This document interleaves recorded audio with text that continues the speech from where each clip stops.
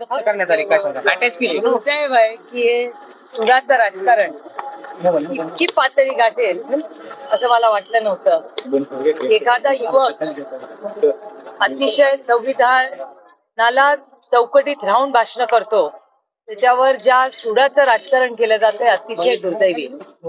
नेमका उद्देश काय असावा ताई याच्यामध्ये? सुडाचं राजकारण अजून काय उद्देश? निवडणुकीच्या तोंडावरती केलं जाते का? अर्थातच टायमिंग तुम्हीच बघा ना. तुम्हाला प्रश्न विचारायची इच्छा होते, त्याच्यातच माझं उत्तर आहे.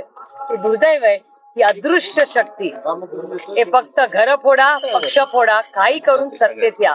त्याच्यामुळे लोकांचा कल त्यांच्या बाजूनी नसला तरी अदृश्य शक्ती हा सगळ्या एजन्सीचा वापर करून लोकांना भीती दाखवते. खूप दुर्दैव आहे आणि हे आपल्या संविधानाला आणि आपल्यासारख्या देशाला जिथे लोकतंत्र आहे त्याच्या विरोधाभास होतो.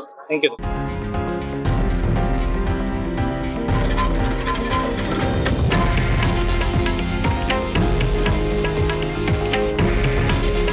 हे आहे देशातील नंबर 1 न्यूज नेटवर्क आणि आपण पाहत आहात TV9 मराठी.